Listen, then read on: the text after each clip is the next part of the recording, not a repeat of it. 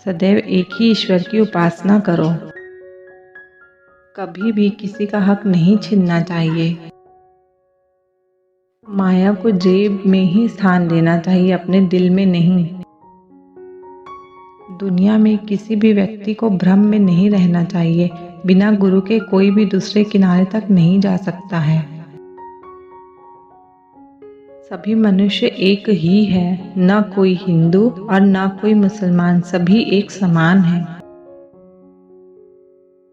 जब शरीर गंदा हो जाता है तो हम पानी से उसे साफ कर लेते हैं। उसी प्रकार जब हमारा मन गंदा हो जाए तो उसे ईश्वर के जाप और प्रेम द्वारा ही स्वच्छ किया जा सकता है।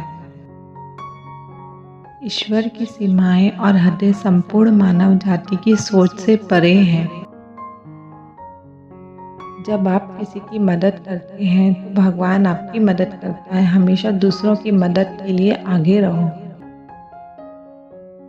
अहंकार द्वारा ही मानवता का अंत होता है। अहंकार कभी नहीं करना चाहिए, बल्कि हृदय में सेवा भाव रख जीवन व्यतीत करना चाहिए।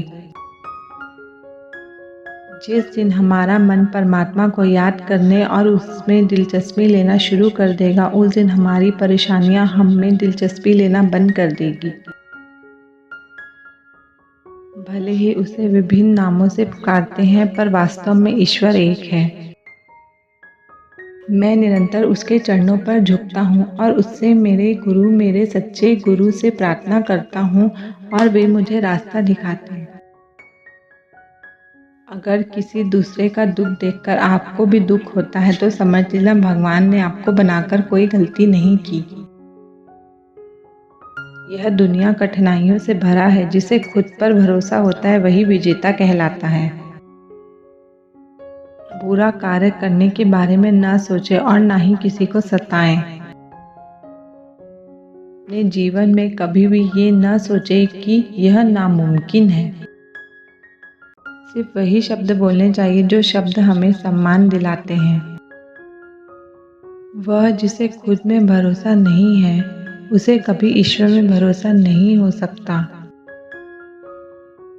भगवान के दरबार में सभी कर्मों का लेखा जोखा होता है। भगवान है, लेकिन बस एक, उसका नाम सत्य है। वही निर्माता है। वह किसी से डरता नहीं, उसके अंदर घृणा नहीं, वह कभी नहीं मरता, वह जन्म और मृत्यु के चक्र से परे है, वह स्वयं प्रकाशित है। उसे सच्चे गुरु की दयालुता के माध्यम से अनुभव किया जा सकता है। इस दुनिया में जब तुम खुशियां मांगते हो, दर्द सामने आ जाता है। अहंकार से ही सब कुछ बर्बाद हो जाता है, इसलिए अहंकार कभी ना करें। हृदय में सेवा भाव रखें, तभी जीवन में सुख शांति बनी रहती है। धन समृद्धि से युक्त बड़े बड़े राज्यों के राजा महाराजाओं की तुलना भी उस चींटी से नहीं की जा सकती जिसमें ईश्वर का प्रेम भरा हो।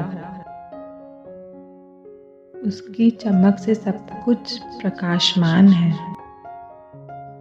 ना मैं एक बच्चा हूँ, ना एक नवयुवक, ना ही मैं पौराणिक हूँ, ना ही किसी जाति का हूँ। वह जो सभी लोगों को बराबर मानता है धार्मिक है। लोग भगवान द्वारा दी गई दौलत का प्रयोग सिर्फ खुद के लिए या खजाने में रखने के लिए करते हैं तो वह शव की तरह है। लेकिन यदि वे इसे दूसरों के साथ बांटने का निर्णय लेते हैं तो वह पवित्र भोजन बन जाता है।